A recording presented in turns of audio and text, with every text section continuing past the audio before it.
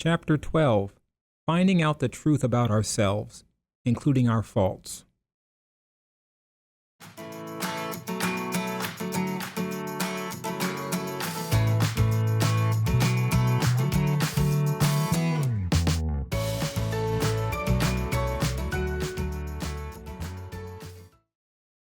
This path is hard. That's why there's such a real danger we will try to duck the difficulties, hoping a couple meditations and some miracle formula will make our earthly troubles go away. Too bad, so sad, it doesn't work that way. But it's equally off base to overestimate how hard it is to do this work. Doing so can make us skittish about plowing ahead, and our unjustified fears will give our lower self just the excuse it was looking for to duck and run. So about those fears. For certain, this path is a difficult one, but God is not the one making it so hard. God is wise and just, and He doesn't dish out more than would be good for us. Now, what exactly that amounts to varies from one person to the next. The further along we are in our development, the more we can handle, so then the more will be expected. But if we're still a rookie at this soul work business, we're not that strong yet. Then even a small effort may amount to enough. None of us can truly be happy in life if we're not doing our best. All told, it's our destiny to make some kind of headway, spiritually speaking. If we boil it down, that's really what this path and these teachings are all about, making some headway in purifying ourselves. So if we happen to be someone who is fearful about this path, thinking, maybe this is too much for me, we need to put ourselves into God's hands and ask Him about it. Let Him decide what's right for us. We're all too quick in jumping to the conclusion that this is all too much for us. It doesn't cross our mind to ask God about His will for us, or to ask for help. Here's something else we do. We neglect our spiritual work out of fear that doing so will cause us to shortchange other areas of our lives, like earning a living. The lower self serves up all kinds of excuses for routinely making the wrong decisions, usually without our awareness of why we have these thoughts. We fear that if we focus on our self-development, our finances might suffer. Or we think there won't be any time left over for enjoying life. But we're misguided in thinking this path is a bolt-on activity that will drain away our zest for other pleasures and responsibilities. Actually, friends, it's just the opposite.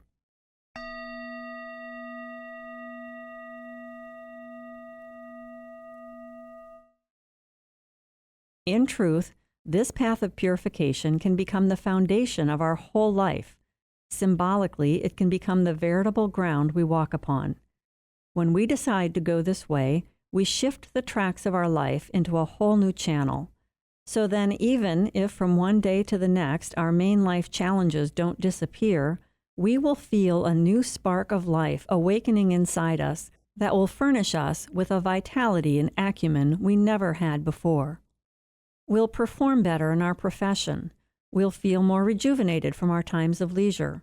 We'll get more pleasure out of everything we do as opposed to the flat existence we have known up till now.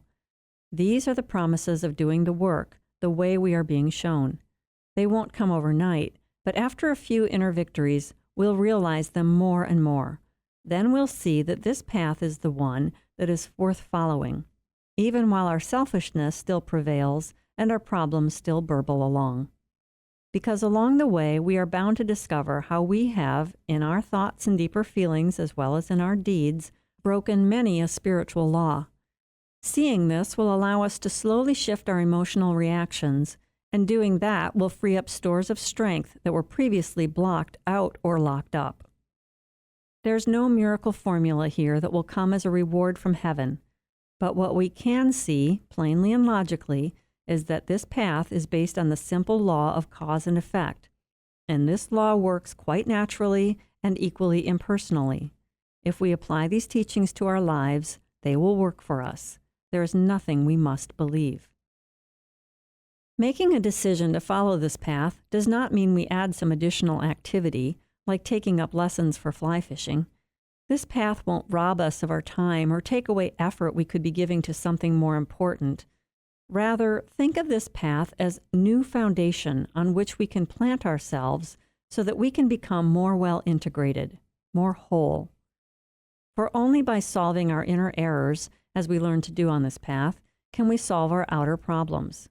We've already wasted many lifetimes mucking about in wrong thinking, bad habits, and lousy feelings that have implanted themselves deeper and deeper in our psyches.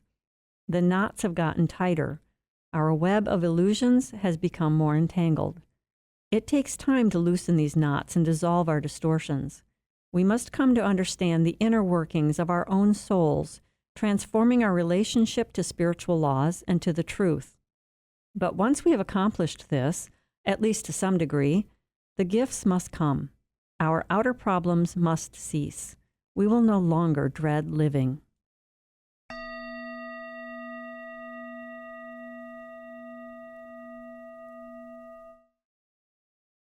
None of this can happen by merely concentrating on our outer problems. We must look deeper and find the corresponding inner problems, which always, always, always are the cause of the outer ones. This is the way to make our souls healthy again. This is the route to finding happiness and joy, to getting the most pleasure possible out of life. Most of us are as afraid of happiness as we are of unhappiness. We want to be happy, and the more out of reach it seems, the more desirable it seems. But then, once in a great while, there seems to be a chance to capture that gold ring, and weirdly enough, we shrink away from it. If we examine our feelings closely in these rare moments, we will see that this is so. This is a symptom of a soul that has veered off course from one or more spiritual laws. If we want to become capable of experiencing genuine happiness, we must learn how to course correct back into alignment with spiritual laws, embracing life fearlessly, without self-pity or being afraid of being hurt. If we do what God wants us to do, following a path that leads to self-knowing, then everything we do in life will have more sparkle, more flavor, more aliveness. With a little determination and a healthy dose of willpower, we can organize our everyday lives to spend 30 minutes a day on spiritual development. We already spend time taking care of our bodies, feeding, resting, cleansing, and we don't think of that as taking away from other chores or pleasures. We just take it for granted that this is necessary. Yet, when we consider doing the same for our soul, which would require less time than is needed for our bodies, fears and doubts and questions bar the door.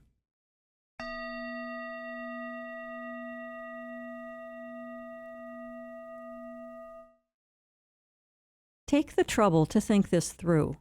We too often think unreasonably, but don't evaluate our doubts as to their proper merit. This is the lower self in its natural habitat. As long as we don't recognize how our lower self works, it will continue hiding behind handy excuses and cloaking its devious ways. If we don't become aware of our lower self, we will never master it, regardless how sincere we may be in our desire to live a godly life. Expressing our love for God in our beautiful prayers and profound meditations is a wonderful thing, but we must also do the work. And what is the work? Just this, to master the lower self. That's what Jesus was mainly talking about. Sure, it's great to do good deeds for others. No doubt that's part of it. But can we really do good unto others as long as there are impure currents coursing through our beings, forcing us into thinking thoughts that are so far off from the truth? In a word, no. We might perform a nice act, but if our actions aren't supported by good, clean feelings, this doesn't count for much. Our primary goal on this path is to purify our feelings, and for that we'll need to invest a bit of time every day applying some reasonable, common-sense thinking to our usual skim-the-surface ways.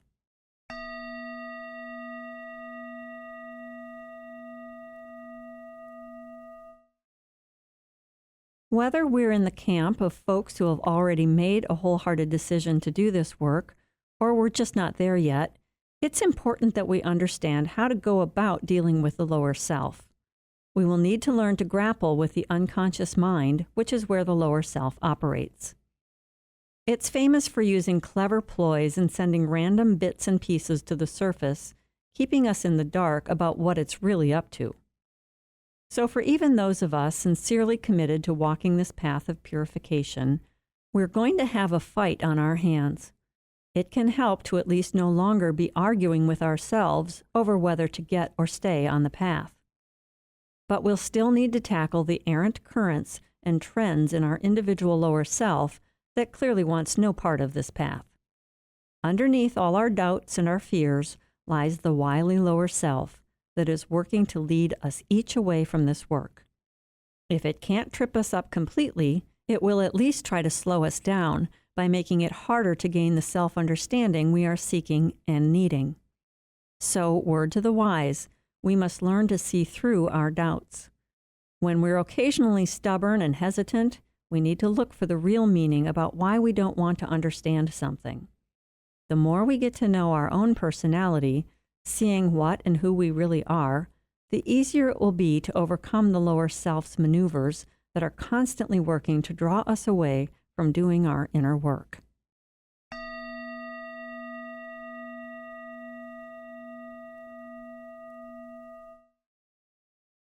So often we have an inner voice that says, "Isn't it enough that I'm a decent person? If God loves everyone, and if I'm trying to be good and act right, that should be enough. Why must I go through all of this?" Indeed, for some, that might be enough.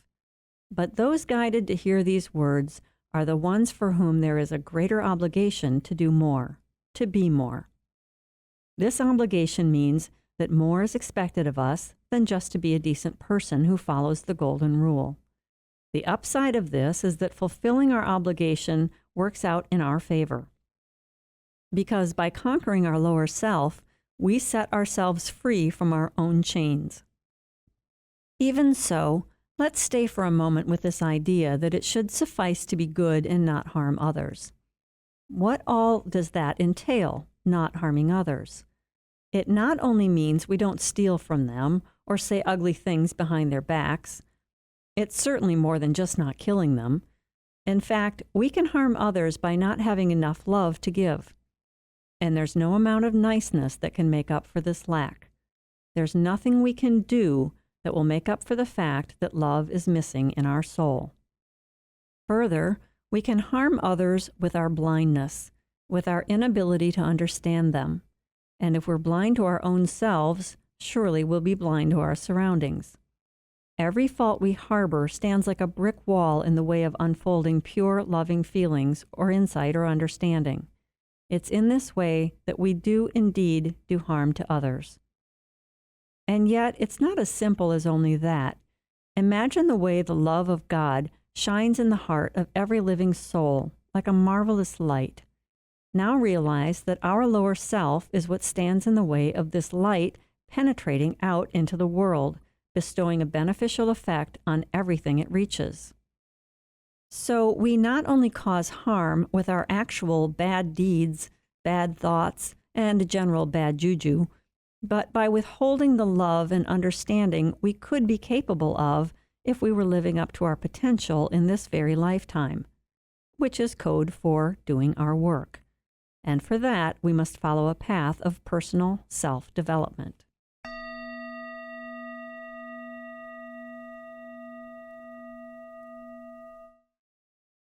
We are hindered by those traits we have that we commonly referred to as our faults. Through our faults, we directly and indirectly do harm to others. Another equally impactful hindrance is our fears, which we generally don't put in the same category as faults. What we fail to realize is the harm our fears do, both in our own lives and in the lives of others. Our fears are like a wet blanket on our inner light of love and understanding.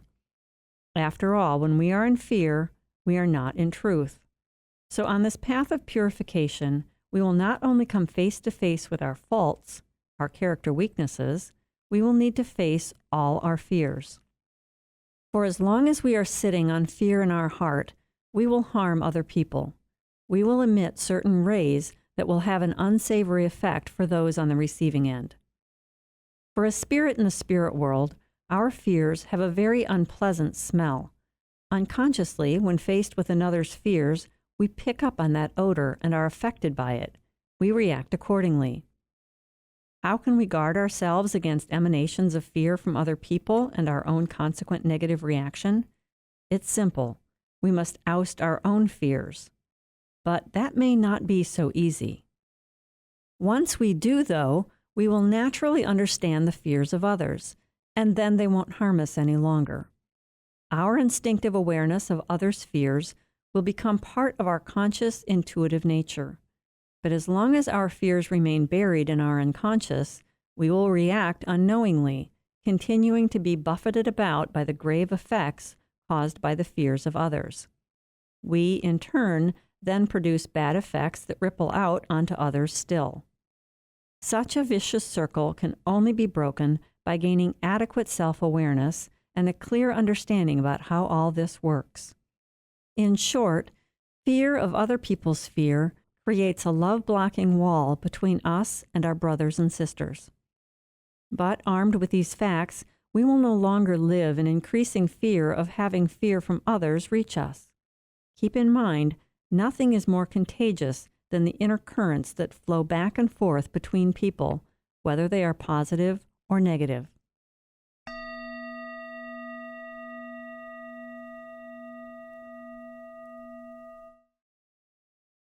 We are each evaluated by God according to our own merits.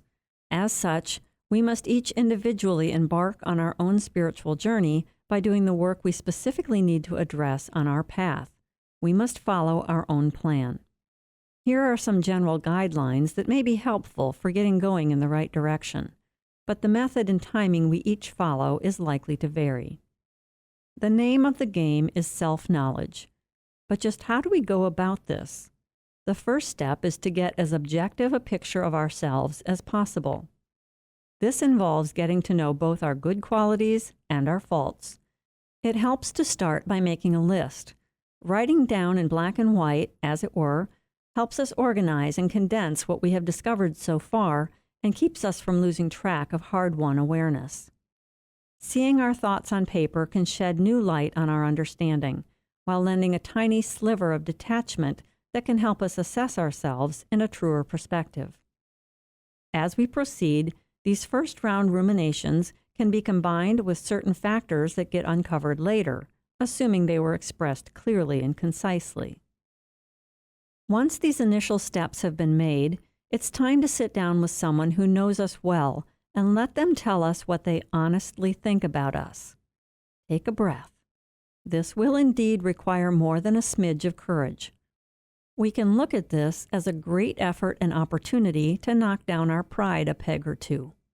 In this alone, we gain some small victory over our lower self, freeing up one of those little inner chains. For people who are embarked on a spiritual journey with other intrepid souls, finding someone willing to share and exchange in such an authentic way may not be difficult. For others of us who are out there in the world, working all alone on our spiritual quest, we may need to pray for guidance in finding just the right soul to help us on our way. Why not? Just see what happens. For whoever needs help and knocks, is willing to ask for help, the door will always be answered. This is the promise made to anyone whose wish is sincere. Guidance will be given. Whenever possible, it is important to not do this work completely alone. First off, working with others aligns us with the law of brotherhood, which states that opening our heart to another person ushers in spiritual help that we could not receive by ourselves. When we seal ourselves off from others, regardless how hard we may work or how intelligently we may read or study, and no matter how much self-honesty we attempt to call forth, we get locked in a vacuum that bars us from completely evaluating ourselves. But when we open ourselves up to another soul, the deeper understanding we desire can flow in. Further, it takes a certain amount of humility to move past our isolation, and in the beginning, this may not come easily. Over time, this becomes second nature as we experience the fruitfulness that can only come from cooperation and interaction with someone else. We will soon find it effortless to talk openly about our struggles and our weaknesses, and to listen to feedback, including criticism. This is good grist for the mill of the healthy soul. We will come to realize the benefits of loosening up our soul by discussing with someone else a problem we had kept under lock and key. Even without hearing a spit of advice, our problem will suddenly lose its exaggerated proportions and some of its fearful aspects will retreat. Showing our real face fully with one other person, without our masks and defenses, to whatever extent we can, is like a healthy dose of much-needed medicine. At the same time, it's an act of love to let another see our human weaknesses, rather than always trying to appear superior. We can offer the other a valuable gift by doing this. Just notice how fortunate we feel when we find someone who will give us the same.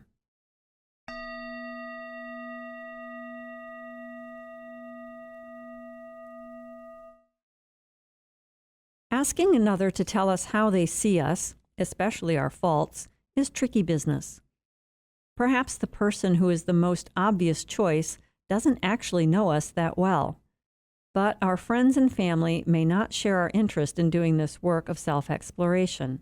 Still, they're the ones who know us best and can likely give us more valuable information than a newfound friend. The best approach is to go with the one who knows us best. No matter what they believe, most people will respect us for our sincere intentions to improve ourselves by learning about our faults and for our willingness to listen to them. We can explain to them that 4 eyes can usually see more than 2, and let them know we won't be hurt or angry with them, even if they say something we think is unjust. In saying this much, we are saying a lot. Then this is where the rubber meets the road. When they tell us what they think, we need to sit calmly and just try to take it in. At first, we may notice an inner reaction, a rejection of their words. We might feel hurt if we don't think they are saying the truth. And then again, we might be more hurt if a difficult truth is shared. Whatever is said, we want to try to listen for the grain of truth. The other person may see us differently than we see ourselves, or they may only see us on a superficial level. They may not have a full understanding of what lies deeper in our souls, or why we act as we do due to all the complicated workings of our psyche. Perhaps they don't choose the right words, and still that little grain of truth could be the lever that opens an entirely new area of understanding for us. Or it may not be entirely new, but a known fault viewed from another vantage point. In this way, we may come to see the various effects of our faults on our surroundings. This can illuminate our daily prayers and meditation if we allow ourselves to concentrate in this direction. We can ask God to help us see ourselves in truth, dropping the distorted filter we generally reserve for ourselves. We can ask God to inspire us to react in the right way to enlightening revelations about ourselves. We can ask for guidance in receiving unpleasant truths from others so that their input can be used in a productive way. If we sit with our faults in daily meditation, and if our wish to overcome them is sincere, we will have made the very best beginning one could imagine.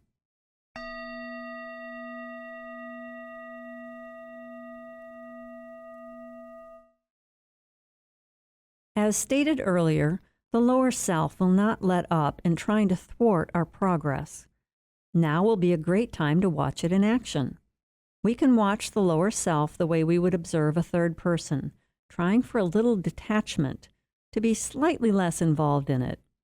Oh, I see how you are showing up today to make me look away from my faults. We can put some distance between our observer self and our own lower self reaction, noticing how our ego, our hurt, our vanity all become so serious and so involved when we deal with something unpleasant in ourselves. Maybe we can humor ourselves a bit and not take ourselves so seriously. That alone can immediately move us up one rung on the ladder. We won't land there straight away, certainly, but after some time of regular work each day, let's say half an hour, we will start to make real progress.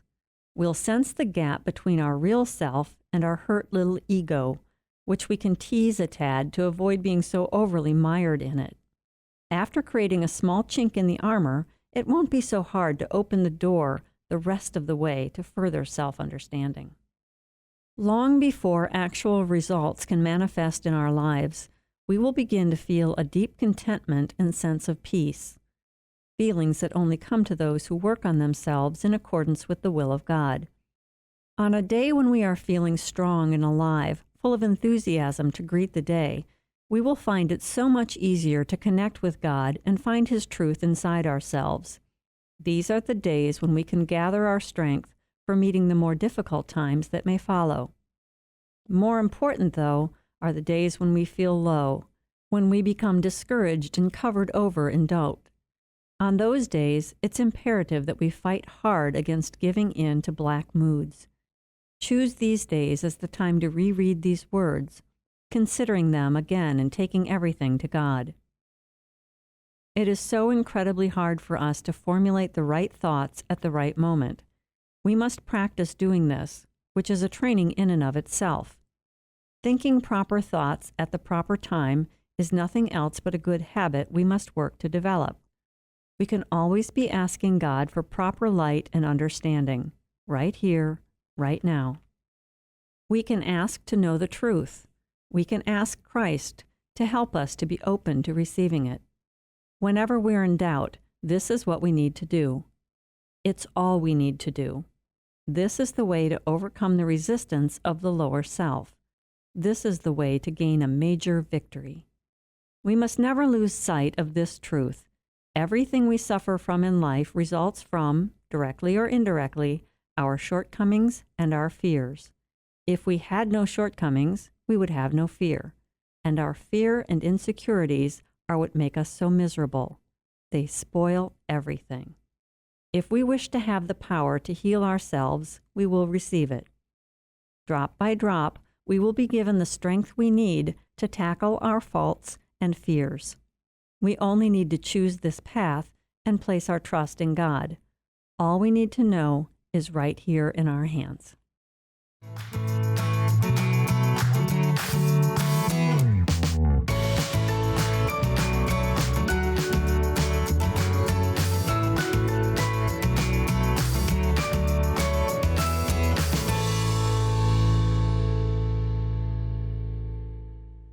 This work is copyrighted by Jill Lurie, founder and manager of Finesse LLC. All rights reserved.